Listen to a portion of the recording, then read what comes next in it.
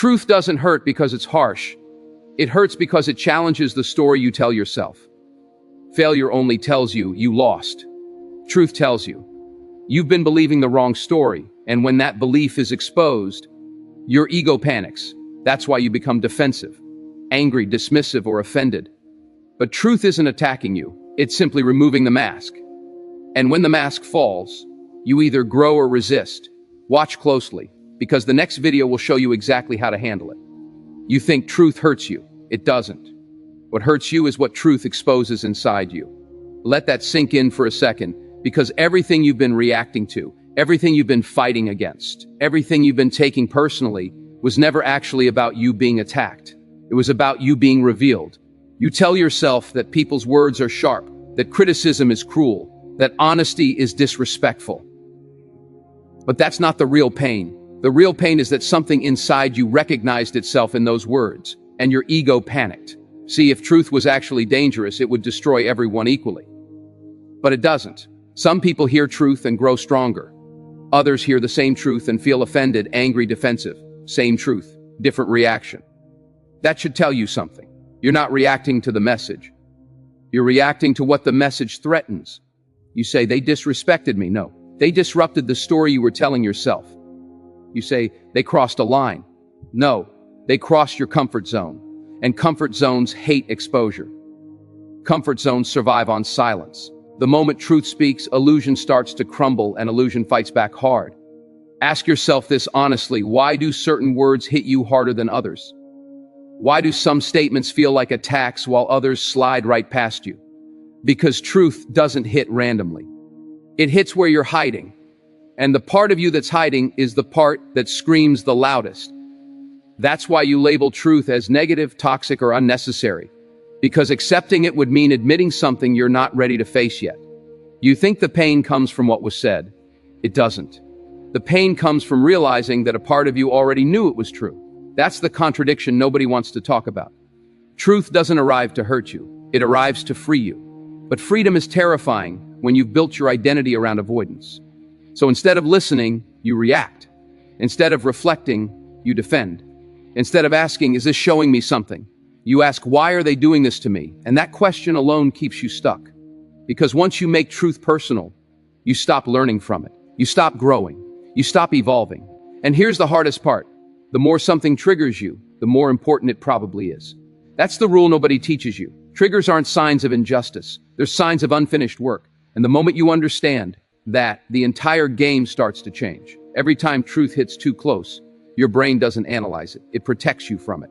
Instantly, automatically, without asking your permission. Your ego jumps in like a bodyguard and says, nope, not today. It reframes the situation so you don't have to look at yourself. It says they're jealous. It says they don't understand me. It says they're just being negative. And you accept that explanation because it's comfortable. Because it keeps your self-image intact. Pay attention to what's really happening.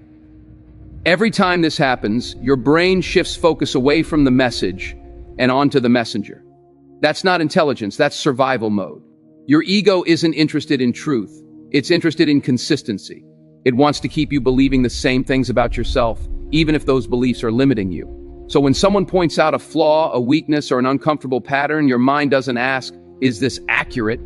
It asks, how do I reject this? That's why you feel offended before you feel curious. That's why your first response is emotional, not logical. Think about it. When advice doesn't apply to you, you don't get angry. You ignore it.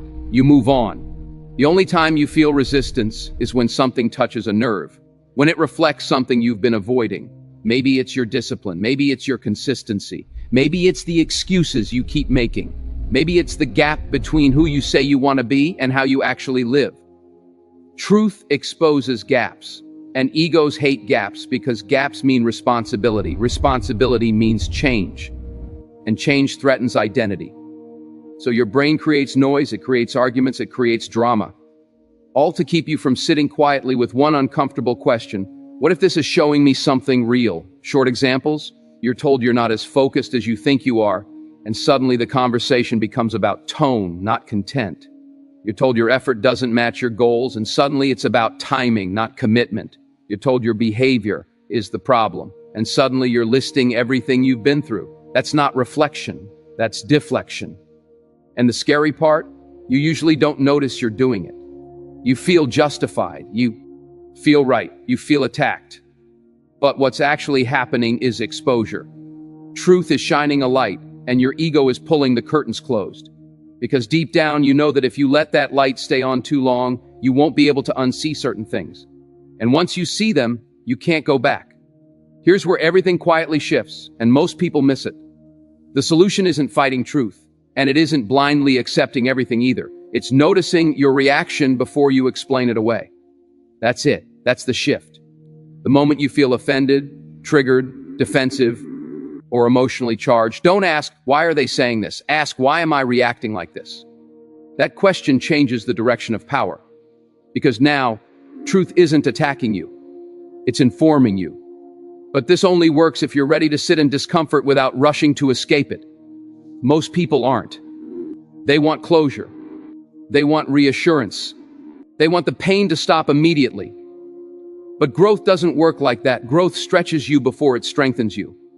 And here's the unresolved part most people avoid. Not every truth is meant to be acted on immediately. Some truths are meant to be observed first, to be held, to be processed over time. The moment you see this clearly, everything changes. But only if you're ready. Ready to pause instead of react. Ready to listen instead of defend. Ready to admit that your feelings aren't always evidence of injustice. Sometimes they're evidence of awakening.